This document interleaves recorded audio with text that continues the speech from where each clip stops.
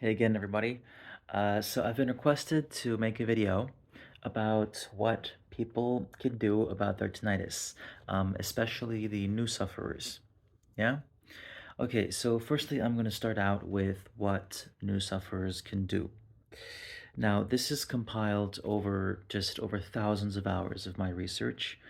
So I'm going to give you guys like the best information that you can use currently if you have tinnitus at the moment. Okay, so let's start by talking about tinnitus caused by various things like, for example, eustachian tube dysfunction, or for example, thyroid dysfunction, temporomandibular joint dysfunction, TMJ. So there's over 200 different causes for tinnitus. So if there's of course the main ones that I've just listed, but for example, if your jaw snaps and pops and cracks, TMJ might be your cause. Um, and there's just too many factors to be talking about right now. So if you want, Wikipedia, yeah, I know Wikipedia has a very large list of all possible causes of tinnitus. There's also, pulsating tinnitus or pulsatile tinnitus, which is like hearing your heart thumping in your ear, and that can be caused by just a huge amount of things. So what I'm going to be talking about today mostly is noise-induced tinnitus. Like if you're absolutely 100% sure that your tinnitus is noise-induced, there are some things that you can do.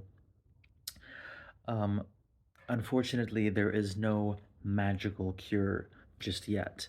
And like I've said in my previous videos, everybody who mentions that there is some kind of way to silence your tinnitus, it's bullshit and it's a scam. Diets cannot cure tinnitus. Um, Generally speaking, like unless you have some kind of underlying medical condition like hypoglycemia or something like that, they can't. But you have to have everything checked out anyways, just in case. Um, if we talk about noise-induced tinnitus, a lot of things that people tell me is that their doctors, the ENTs, um, tell them to go get an MRI. Now, the reason why people offer to get, or why these doctors offer to get an MRI is to check for any tumors, more specifically, a tumor on the, I believe, eighth cranial nerve, which is the nerve that is coming from the cochlea to the brain, whatever. This is called an acoustic neuroma.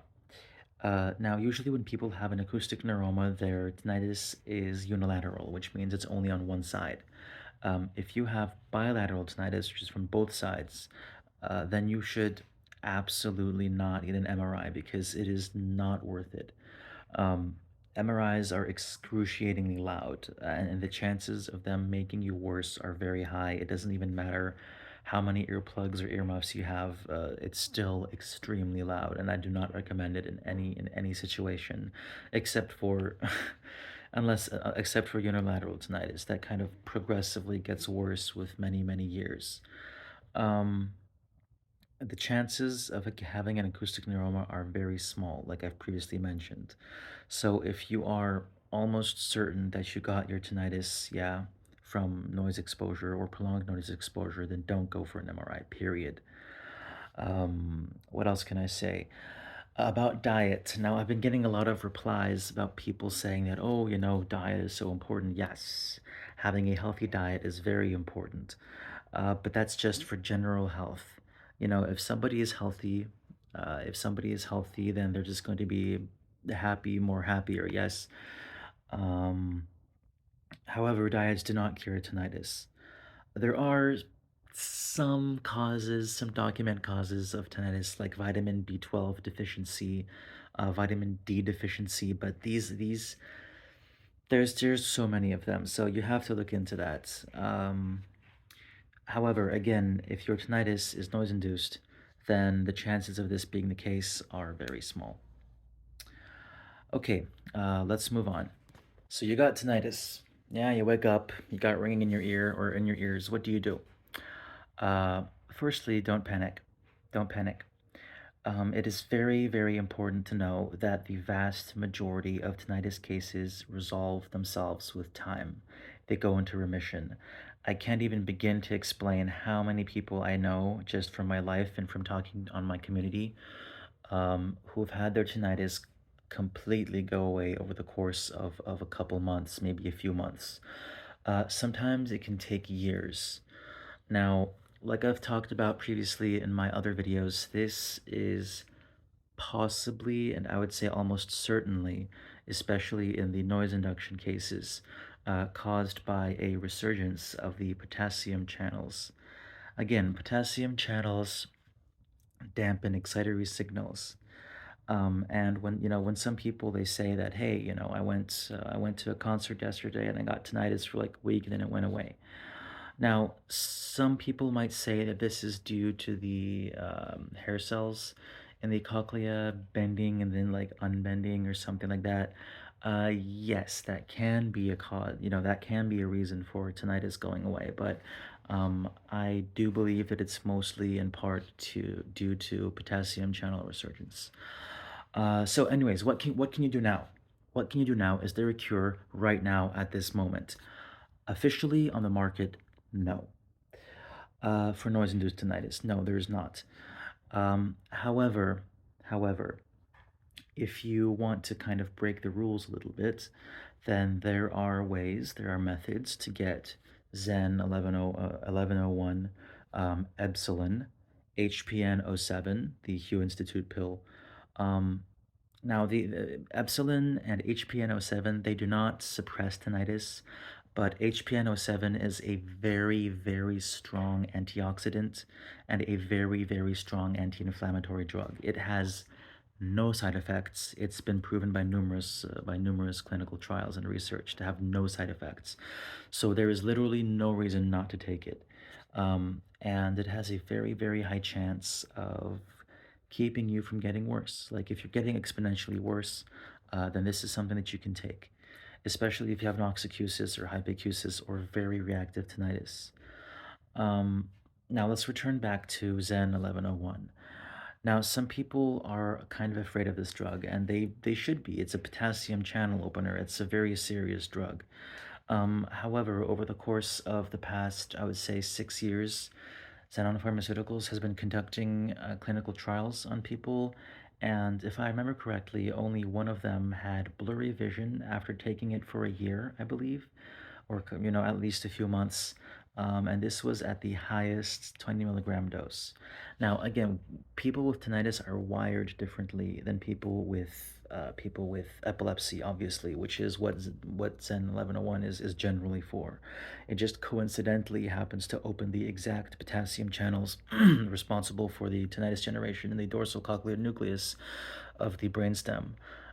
You guys should definitely read Susan Shore's research papers and Dr. Thanos's research papers on this topic because I can't put all this information in one video. Um, Again, it's unknown. Like it's unknown whether it would cause some side effects. For example, the most prevalent one, which was in retigabine or Trobalt, which was basically a potassium channel opener that existed a couple years ago, was taken off the market due to horrible side effects. Zen 1101 is a reformatting, I guess, of this drug, and supposedly Xenon has tried to remove all of these horrendous side effects supposedly for now successfully, but we don't know about that because, um, again, a lot of people who have tinnitus also have visual snow, and there is absolutely like no scientific explanation to why visual snow, appears. And anybody who tries to explain it, like Joey Remini, for example, they're fucking scammers and charlatans, and don't listen to them. There's no scientific explanation yet for how it originates. So if any of you guys want to order some Zen 1101 from China, now nobody I know has taken it yet. I don't want to disclose any private information, but somebody I know will take it very soon, and I'm gonna have some data on that. But I want to keep his identity a secret, obviously. So if you guys really can't wait, and if you're in a horrible, horrible situation, just email me at. Now this is what I'm saying right now is not illegal. Obviously, I'm not gonna sell it to you because I don't have any. But if you want to get some, there are plenty of Chinese distributors and labs that offer it. Now, you should do this at your own risk because I can't take responsibility for this, and there haven't been any clinical trials. So, if you guys are in a very, very bad situation and you really, really want some potential massive relief from your condition, then you can consider doing this. But I do not personally recommend it. Um, so, basically, do this at your own risk. I have a few suppliers that I know, and I can provide their websites and email addresses, but no more. Anyways, um, again, let's return back to the main thing here. So, like, if you don't want to do any of this, if you don't want to get involved in any pharmaceutical stuff, what can you do? Well, there's really not much you can do. You just have to avoid loud noise, avoid headphones, avoid earbuds. Avoid going to anywhere loud, just at least for half a year. Yeah, I know it sounds like it sucks, right? And the ENTs tell you to go out and do stuff, but that's not true. You have to take it very, very easy for at least a few months before you start either stabilizing or before your tinnitus goes into remission, which it very well might. Um, I think that's everything. I might be making a follow-up video, but that's generally everything I can say about it. Again, this is going to be like an overall like conclusion to the video. Uh, what can you do if you have noise-induced tinnitus or any tinnitus? Check for cofactors, TMJ, thyroid dysfunction, just a whole bunch of other stuff. Look it up on Wikipedia. There's a giant list there.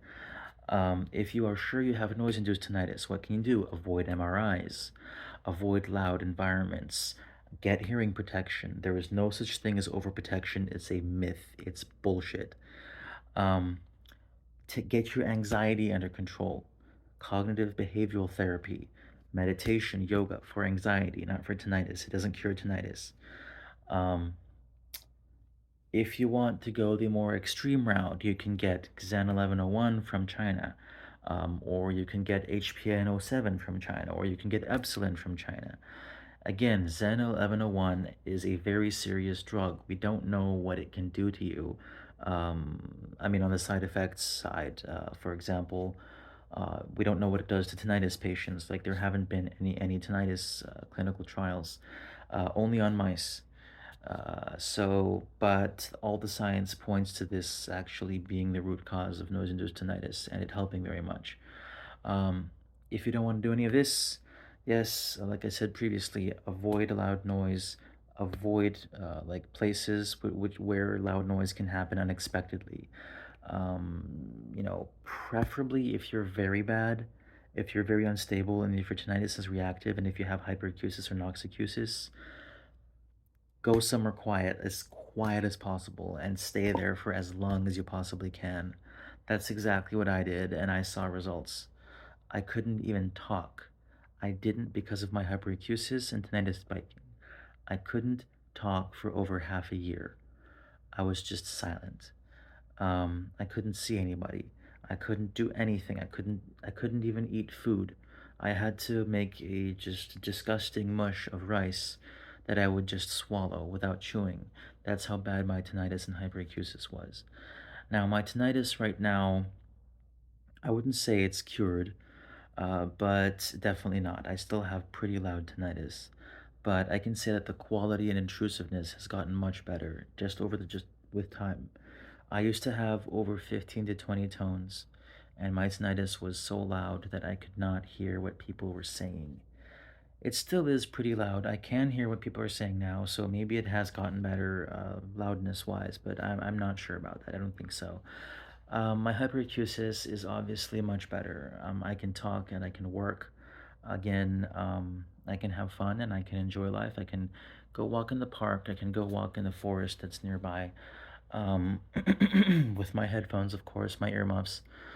Um, so overall, if you guys have any questions, you can email me at the email provided in the description. Okay? Any questions about the drugs, about your case, I'll answer any of it for free, and as fast as possible. All right? See you guys later.